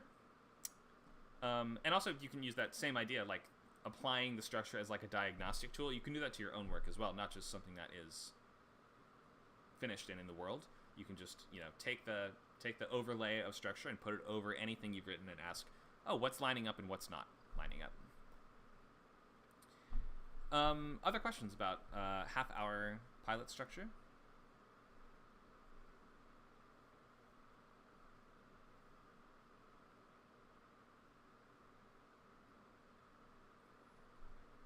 Okay, I'll touch on 60 Minute just because there's a couple differences. It's pretty much the same stuff, but just you have twice as much room to do this. So you have 12-page acts, and your cold open can be a little longer, maybe 3 pages. So every act 12 pages long will get you. This is 65 pages total if you use all this. You don't have to have a cold open. You don't have to have a stinger. It's okay if some of these numbers don't line up exactly. If you have one 11-page act and one 13-page act, for instance, not a huge deal. But remember, page space really, really, really matters in TV. So same sort of stuff. Our each of our act breaks should be usually some kind of cliffhanger. It doesn't have to be a literal life and death cliffhanger, but something that just makes us go, huh, oh, I've got to see what that means, or I've got to see what the answer to that is, or I've got to see what he's doing with that. Something like that just brings us back, because your act breaks are the main tool for bringing the audience back to make sure they're watching the rest of the show. So the midpoint is like the cliffhanger at the end of Act 3, usually in hour-long TV like this. So that's going to be that big escalation of stakes.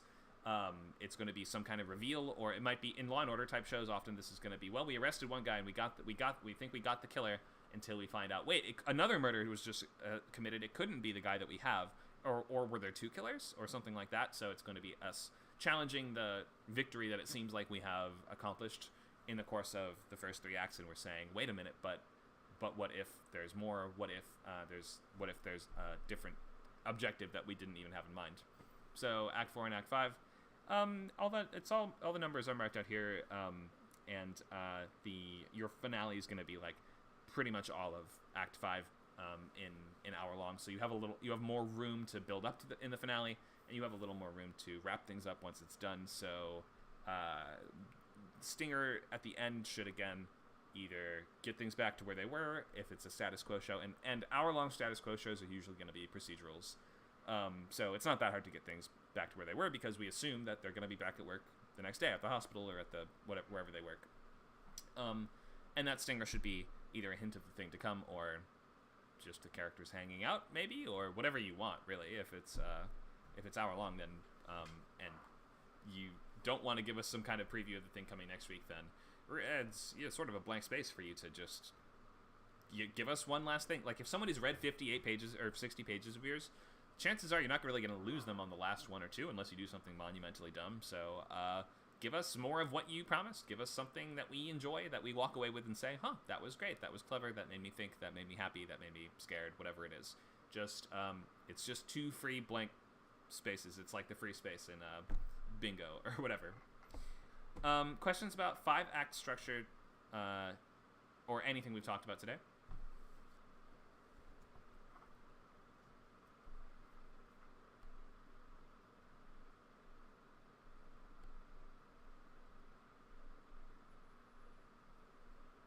Okay, no questions. So it sounds like you guys are ready to start filling out your story beats outlines. So this is just a list of everything that we need. Remember the intro, catalyst, triangle locks, breaking the 2, premise scenes, midpoint, escalation, all is lost, pit of despair, breaking the 3, finale, and stinger. Do I have more for the stinger? No, I don't. That's okay. I've explained what that is for. So I would review this. I'll link the slideshow in the chat so you can review this on your own. If you're wondering what to do in any section, then this has the answers. There you go. So that's going to be slide number 29 and 30. Basically, is step-by-step what you need to do in each of these sections. Don't worry about this. This is a season map that tells you how...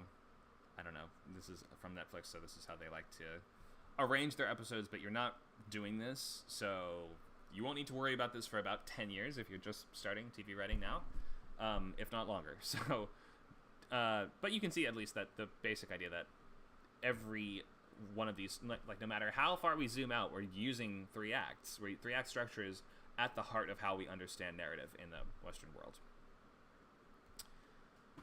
Common structural issues, too many scenes. I see this all the time in outlines. Too much happening. If you're finding that you have like 9 scenes per act, how long are you expecting those scenes to be? Like less than a minute each? That's not really feasible. Every act should be, like, remember how long a scene is. A scene is, in a half hour more often, it's going to be 1 or 2 pages long. In a full hour or in a feature, it's going to be 2 or 3 pages long, with the occasional longer one, maybe a 4. Now and again, maybe 1 or 2 of them per episode.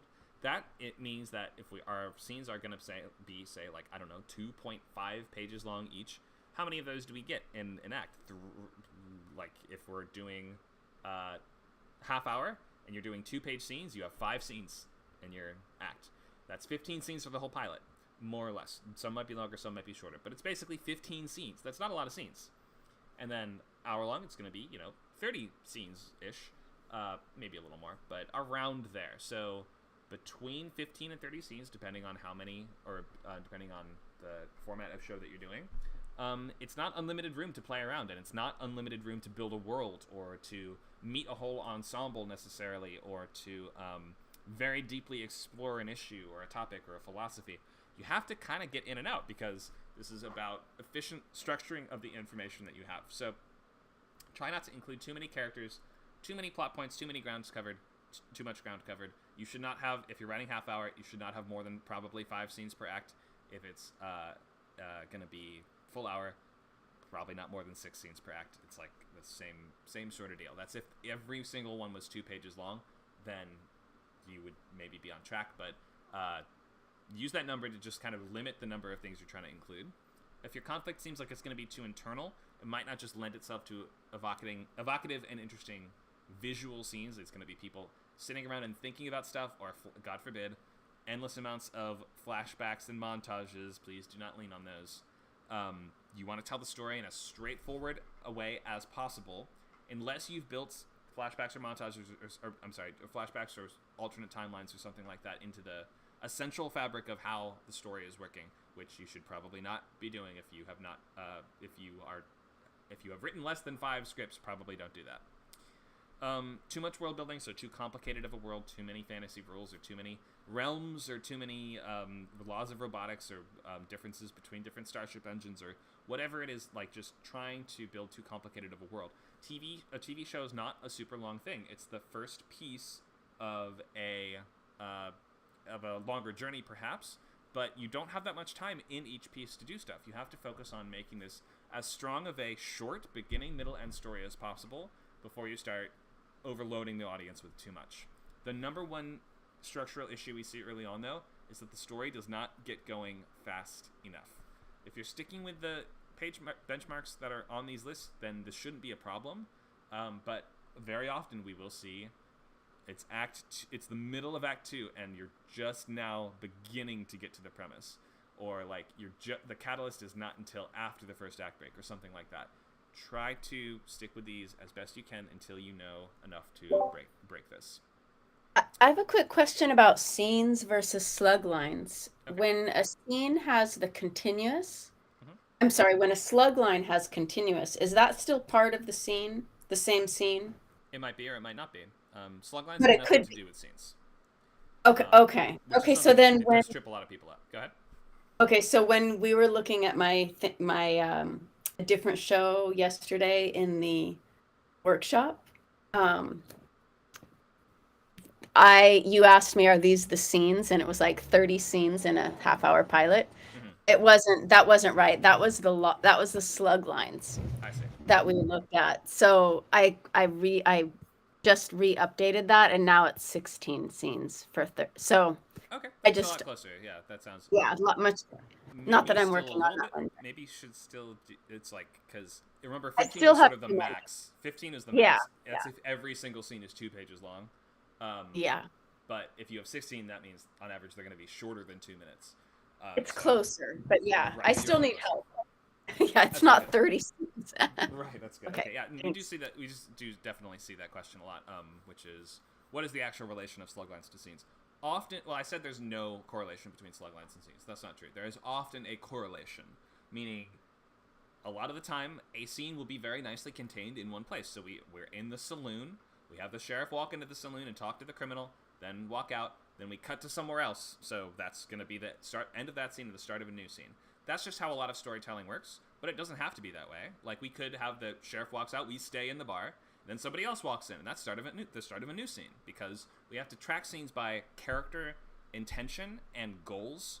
That's how we're deciding what the scene is. So the sheriff comes in, his goal is to get the outlaw to confess. He doesn't successfully do that, he leaves. That's a whole scene. Somebody else might come in and they're trying to get the outlaw to confess. That's a new scene. So yeah, slug lines are often just they just denote where we are. They're just denoting the space that the action is taking place in.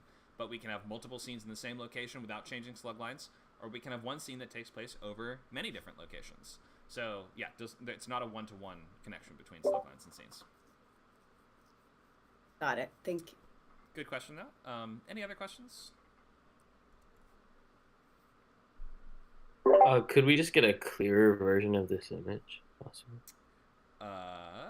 Well, I linked the slideshow in the chat. Okay, give me a second. I don't think I can increase the resolution of the Discord stream, but if you watch this back on YouTube or our video library, then it's much clearer usually as well. But I can tell you what slide we're on. Yeah, so just check the chat for the slideshow link. We're on slide 27. I found it. Thanks. Sure. Other questions?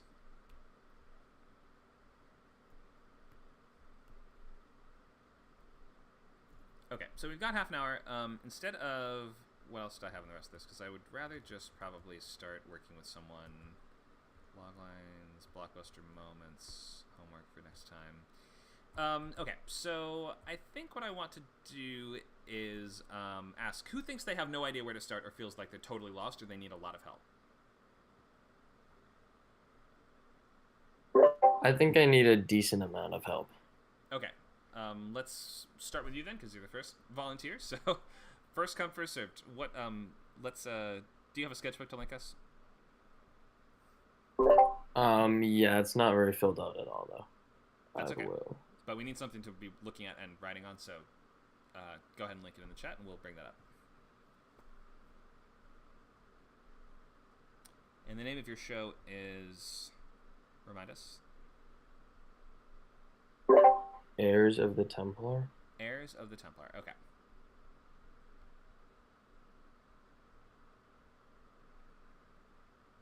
That's right. Okay. Heirs of the Templar. I'm just gonna quickly Google what. Define Templar. A member of the Knights Templar. Is that what you mean by this?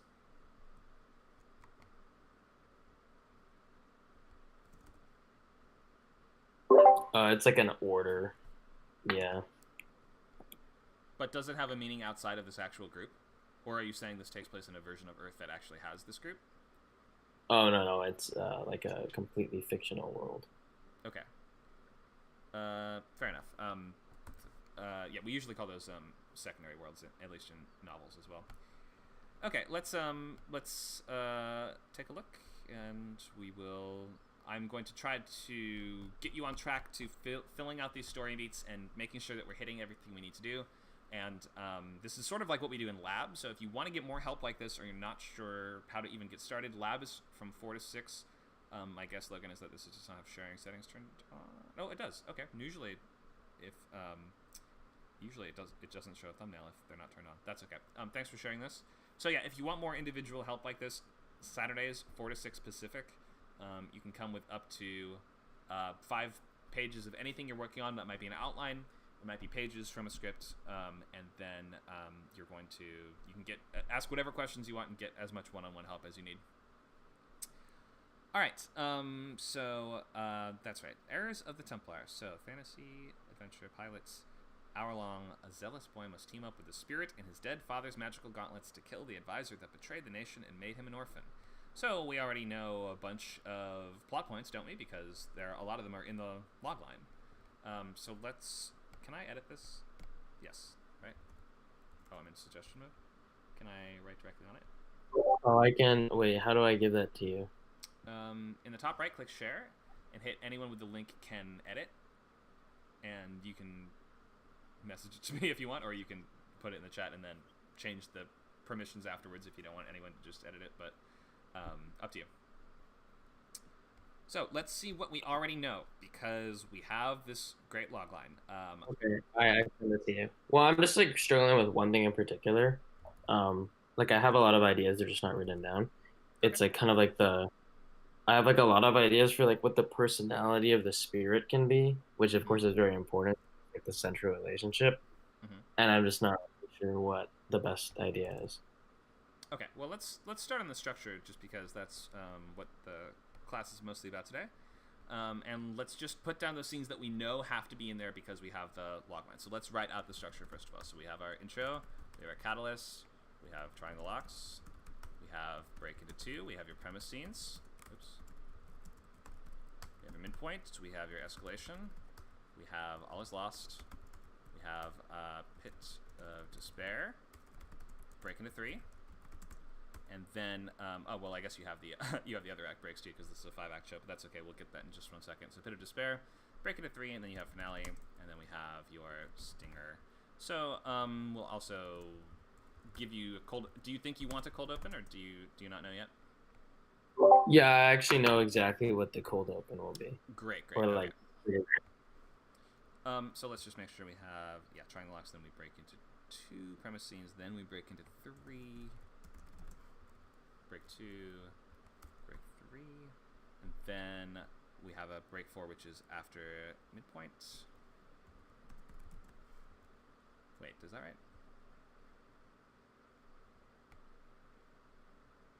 Break 3, then midpoint.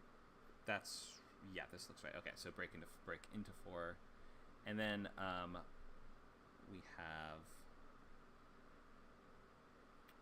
escalation. All is lost. Pit of Despair. Break into 5. That's right. Okay.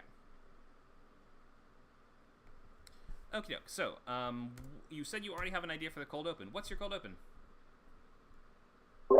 So it's like the father is using, or he has like the gauntlets, and then he is like walking through the castle, and like the gauntlets will like glow, and then he'll like very obviously like change directions or like stop, or like he's about to open the door, and then he might like the gauntlet would glow, and then he'll like not open the door, or he'll be like walking very fast and the gauntlet will glow and he'll stop to listen, and then he stops to listen at a door, and then like hears like kind of chatter going on, leans up against the door, and then the gauntlet glows again, and then he breaks in, and then there's like conspirators there, and then he like basically subdues them using the magical powers, and then like beats them up and stuff.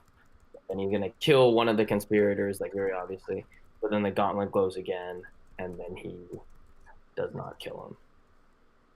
So when they Obvious. glow, that represents the thing is psychically communicating with him? Yeah, it's like he'll say stuff, so it's very obvious that something is like talking to him. Okay. And wait, what was the end of the cold open? It's he's about to kill one of the conspirators, and then it glows, and he like does not. Okay, so he spares one of the people who are going to betray him. All right, sure. So we can start with this. Normally, the cold open will be the thing that sort of sets the story into motion. Do you see this as setting the story into motion? Yeah, so like the conspirators become more important later on. They're like links. They're like basically henchmen of the antagonist, and like also kind of the point is to show like the powers, and also that these gauntlets are there is like something like a conscious being like hint towards that. But none of those things are putting the story into motion. Those are all just facts that you're establishing. So what is the thing that pushes the story into motion? Like the conspirators are taken to like the court, and then basically it's revealed that like the prince is like wanted to betray his father and stuff like this. That all happens in the cold open, or are you saying that's after this? After. That's after this. Okay, so you're saying the cold open does not actually set the events of the plot into motion. No, not really. Okay, so or just like, it's okay. You don't have to have all the answers perfectly right now, but these are just like things to be thinking about. Like more often than not, if we're gonna have a cold open in a premise-based show, then it's going to be one that is like it's the first domino being tipped over, whether we know it or not. And what that might mean is that like one of the conspirators that he beats up might be our main villain, and we sort of end the sequence on him as he's being dragged to the dungeon. We sort of end like on a shot of his face showing that he is still mad about this. He's like swearing vengeance, and we're like, oh, I wonder what that guy's deal is. Is that guy going to be a problem later? And we understand, okay, him beating up these conspirators was the thing that pushed the story into motion, because it was the straw that broke the camel's back that made the villain feel like, now I have to launch my plan, or something like that. So I'm not saying you have to do any of those things, but just do you see what I mean there? How like you can do all this and still set the plot into motion? Yeah, I guess it links because like this is kind of the event that gets him like killed, the father, and Oh, it the is. father getting is the catalyst. Okay, cool. So in that case, you might just want to like hint at that in some kind of way, whether that's at the end of this, somebody sees the whole thing happen and whispers like, "We have to act tonight," something like that. That just suggests to us, okay, this is going to have ramifications. This is an event that is causing the rest of these things to happen. So just consider how you can clarify and include that.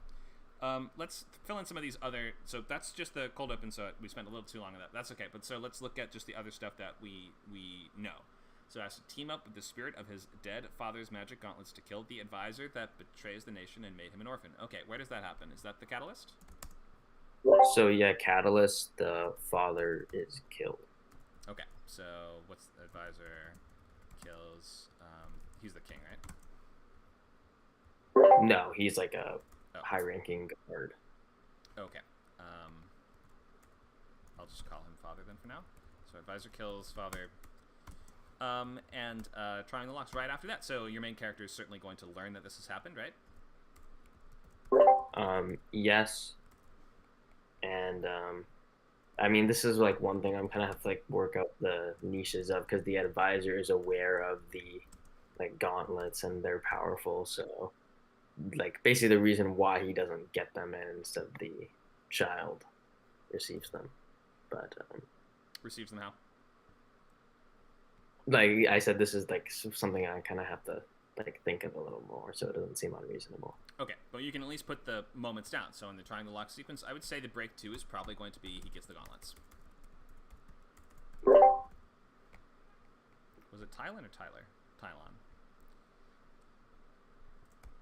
So gets the gauntlets because that is the thing that you've described in your logline. So that needs to be what we're doing in Act 2 and 3. Remember, so like in the middle of the show, we're fulfilling those promises. So we probably want to set those things into motion here.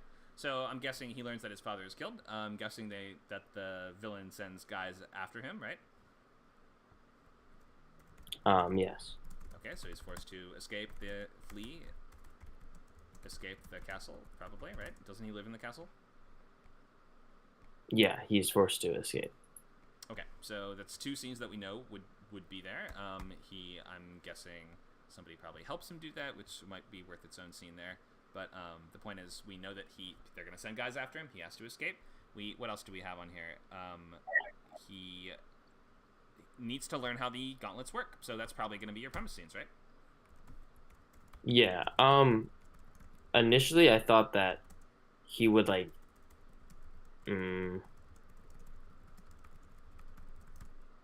That he would like get the gauntlets earlier, and then like the break into 2 is just he like returns to the place where the advisor is to try to take revenge, because that's kind of like more the story, but I'm not really sure now. Okay, I mean, it's up to you. You can fill this out however you want. I'm just trying to plug stuff in so that you can begin to connect these things and realize where the gaps are. So if you want, let me just leave it like this. You can like adjust it however you want after this. If you want to put Tylan gets the gauntlets up in triangle locks, to me it feels a little early for that. But it's totally your pilot, so feel free to arrange it how you want. Let me just put a couple other things on the board just because there's stuff that we know we have to have. So we know what the premise scenes are going to be. He gets to know this sort of spirit in the gauntlets and learns how they work. He then is probably going to have to overcome or like learn the objectives of his quest, right? I mean, doesn't he have to collect a bunch of other magic doodads?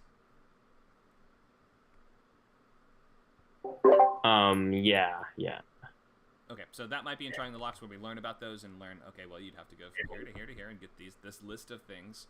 That might be in Trying the Locks, or it might just be in premise scenes. You probably just want to have it in premise scenes because you have a lot going on in Act 1. So we learn the objectives and sort of get the sense of what his overall goal is going to be, and then we're going to want to have some fun.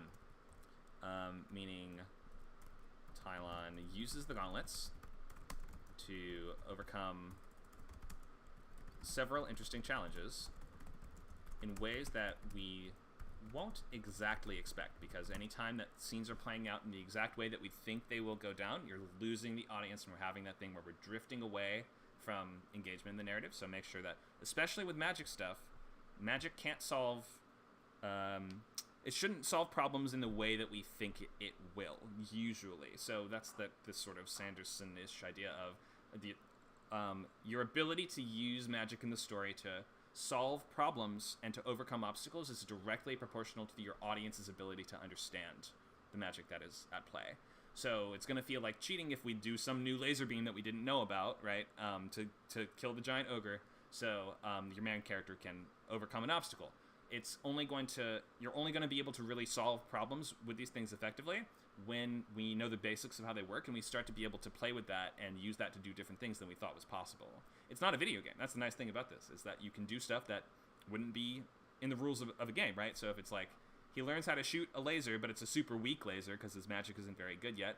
Oh, but then he figures out, oh, okay, maybe I can reflect it off a bunch of mirrors to, like, power up the laser, and we can, like, get all kinds of different fun sequences from your character learning how this works and being forced to use his ingenuity and problem-solving skills in conjunction with this magic tool to solve his problems.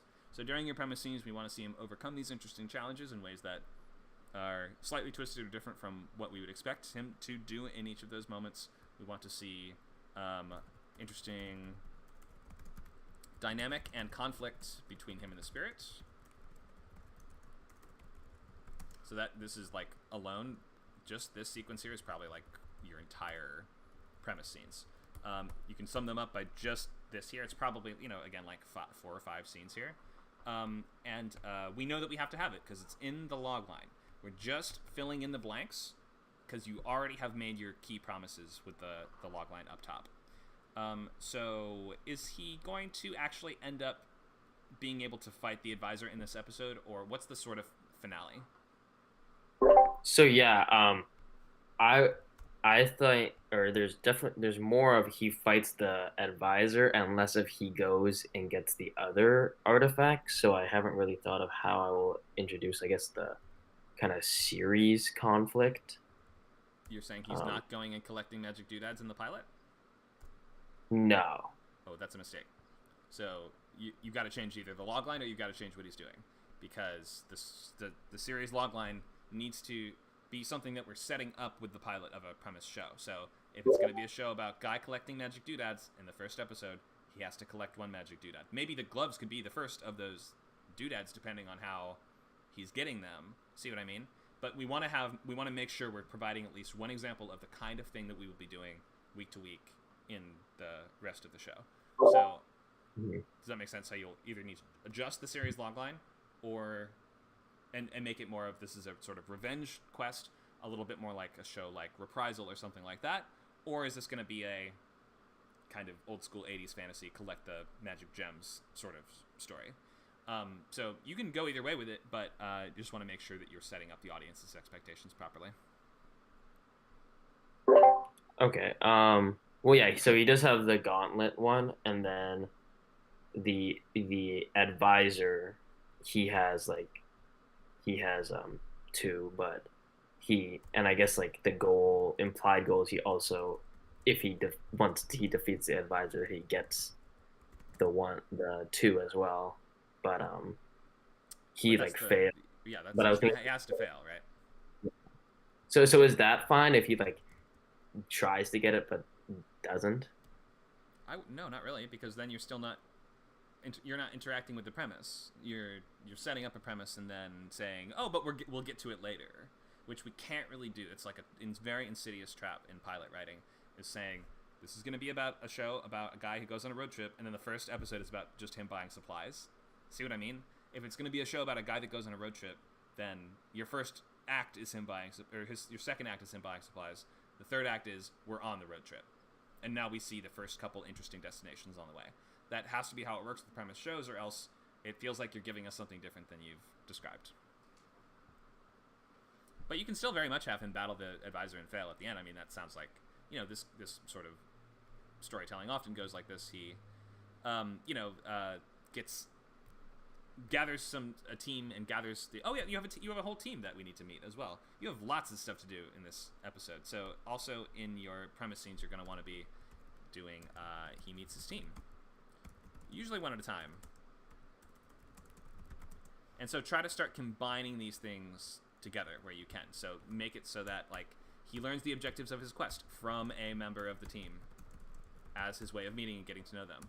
He learns how the gauntlets work from a member of the team as he gets to know them. So like you see how we can, each of these scenes can be, oh, we introduced this new friend and we fulfill that plot goal at the same time. So if the premise of your show is dependent on this team of, was it like a knight, a jester, and a wizard or something, then we should be really getting to know them in the acts 2 and 3, building out that team. You can probably a lot of your third act is going to be more working with the team, highlighting each other's strengths and weaknesses, and having more fun with the gauntlets. And just make sure you're setting your goals really carefully. So we're like, you know, in fantasy, it can be really easy to set goals because you can just sort of make up a lot of the rules. They do have to stay consistent, but you can be like, you know, in order to make our assassination attempt at the advisor, we have to get the emerald from that vault or whatever. To, you know, you make up the benchmarks or the goalposts yourself a lot of the time, and just make sure they make sense and are consistent. But so let's just put the finale on the board. He battles with the evil advisor and fails, and then I'm guessing your wrap up and your stinger is going to be he, you know, retreats or goes into hiding or something. I thought it would be like the advisor does something to like that like implies an increase of power or like that increase of stakes. Okay, sure. But what happens to Timeline after he fails the fight? Does he go in the dungeon? Does he go on the run? What happens to him?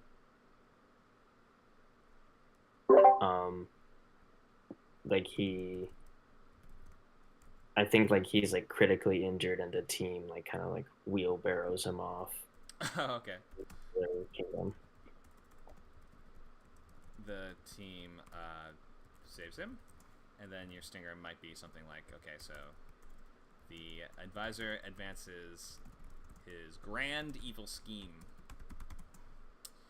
Okie doke. So we have a bunch of stuff. Hopefully you guys are seeing. I mean, you can do whatever you want with all of this. I'm just trying to get stuff on the board to show this method of, we know a lot of the things that have to happen already just because of the logline. A well-written logline tells you like 5 of the major things that have to happen in the episode.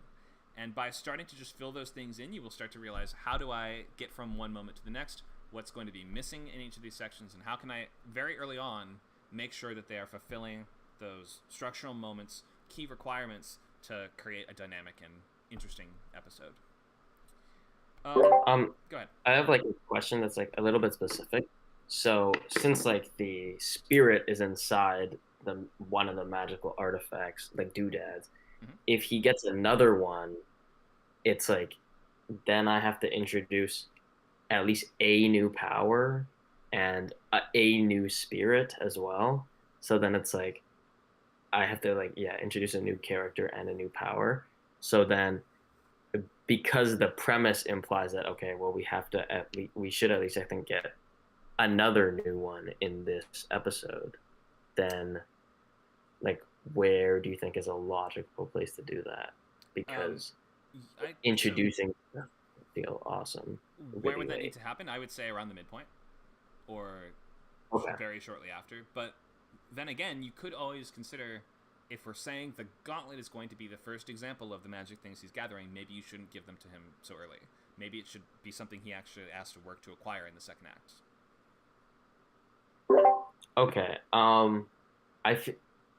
The reason I was like kind of wary of doing that is it feels like the premise scenes are a lot harder to write if he doesn't have like the thing, like the magical thing that kind of makes things interesting and is a power.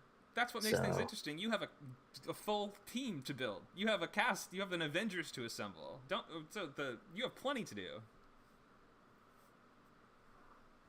You listed in your logline. You listed like 4 main characters to meet, didn't you?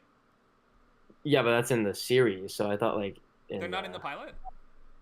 Well, they are, but I thought like the the interesting, like the hook or the promise I'm trying to make is like the power and the spirit. So if the power and the spirit aren't in the fun and games, then it's kind of like, what the heck are we doing, right? I don't. I think that you are maybe trying to stuff too much in too soon. You have a lot going on in this world, and that just because something is essentially the premise doesn't mean that we have to get it right away.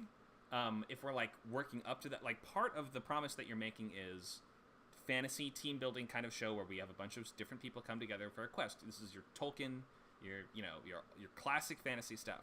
That's a big part of the promise you're making. Another big part of the promise you're making is Kid is going to be collecting magic things from week to week. Nowhere in that list of promises says he has to get the first magic thing instantly. Especially not like all that stuff. You have a lot going on in the first 10 minutes. You don't need to rush to your best plot points.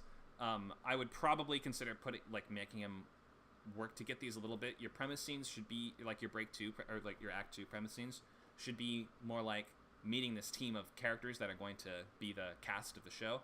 I wouldn't think of the magic powers as being the only interesting thing. The characters are always going to be the most interesting thing. We don't care about magic stuff. We care about characters and how it affects them and how they use it and how they respond to each other and react to each other and the dynamic between them. Focus more on that as like the core of your show. The magic gloves are not the core of the show. All right, thank you. Sure. Hope that's helpful. Any questions? Yeah, I'm like kind of still a little bit unsure because I did the features but haven't really like the act 5 act is a little new to me. Like what kind of separates what is the difference between act 2, act 3, act 4, those three?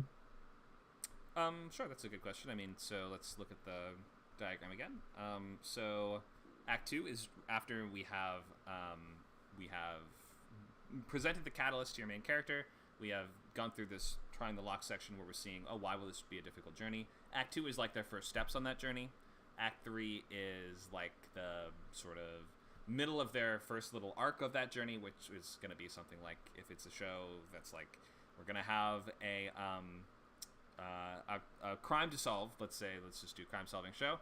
Act 1 will probably be, we get the case, we go to the scene of a crime and we learn, here's an interesting clue or detail.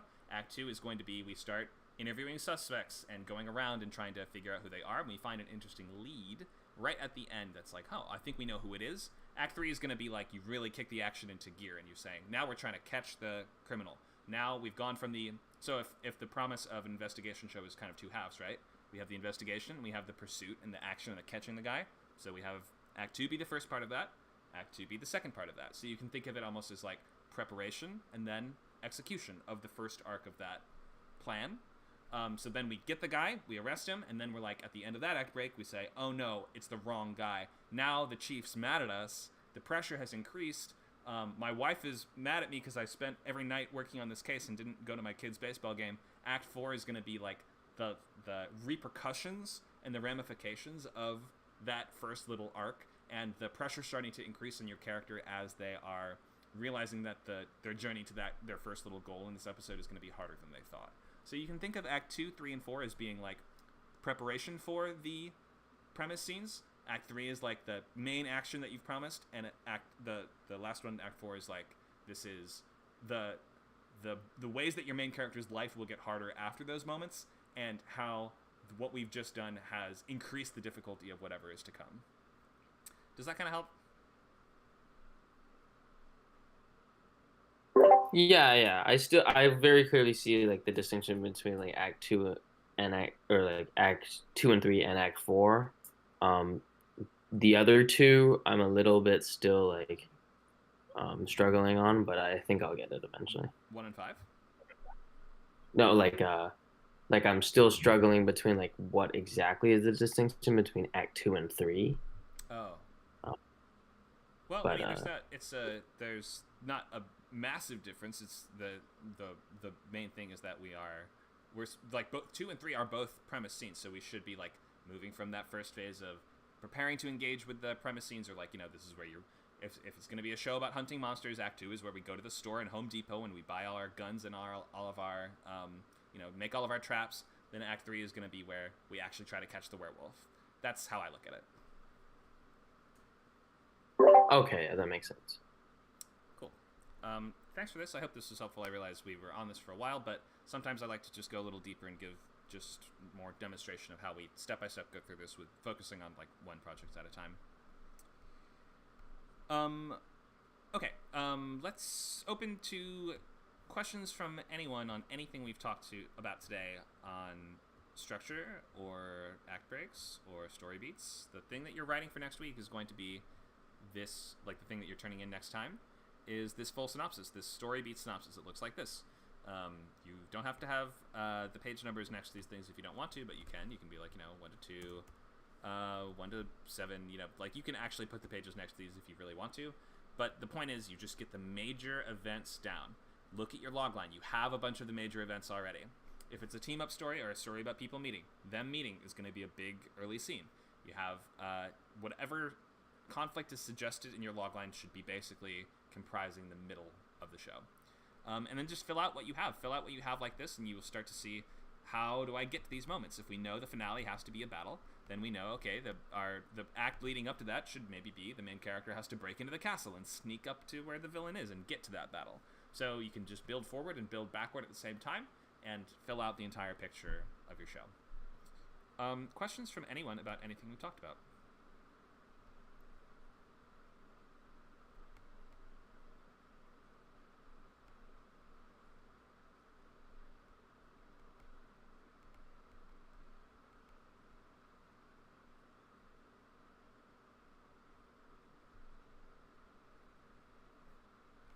Okay, if there's no questions, we will wrap up. Let's look at what's coming up. So we have next week story beat summary is due. Read at least one pilot script. Please continue to do that. Read 3 of them a week, I say. If you want to go, swing for the fences, but at least one a week, and I will ask just, what did you think? What did you learn? What did you notice? Pilot bootcamp schedule. Yep, next week we'll turn those in and we'll do scene cards. And that's going to be an expansion of this outline into a much more comprehensive one. We have Wednesday, Thursday classes at 5 o'clock Pacific.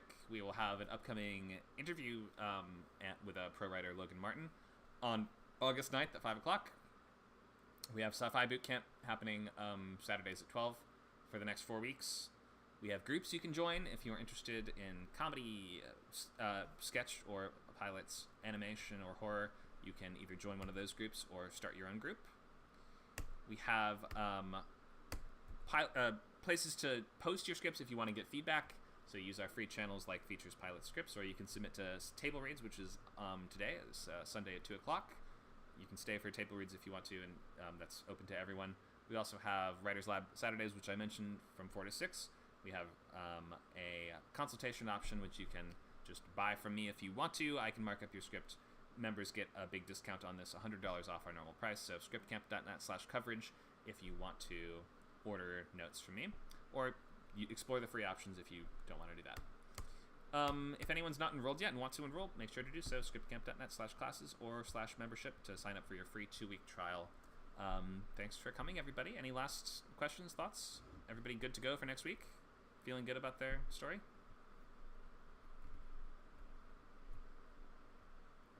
Josh says, no questions today, but this has been very helpful. Started writing out story within the structure taught today, and it helped me realize what I wanted the story to be. That's great, Josh. Yes, I had a question now. Second week. When is the next time you're going to restart this 6-week course? This one, so if we're in week 2 right now, so we have 4 weeks after this, and then a new one begins the following week. So I'll say in 5 weeks from today. All right, gotcha. Thanks for the question. Amanda says structure is helping a lot. That's great. Everybody feeling good? Hashtag bring Xena back. Bring Xena back. She was on Lucy Lawless. She was on Ash vs. Evil Dead, I believe, and she's great. She was great in the Rome HBO series as well. Oh, I didn't know she was on Rome. I never watched Rome. Probably should at some point. All right, we'll wrap here then. Thank you so much, guys. Remember, come to Lab Saturday 4 to 6 of next week. You can come to that before the next meeting of this class if you want extra help with anything. Thanks so much. Have a great rest of your weekend.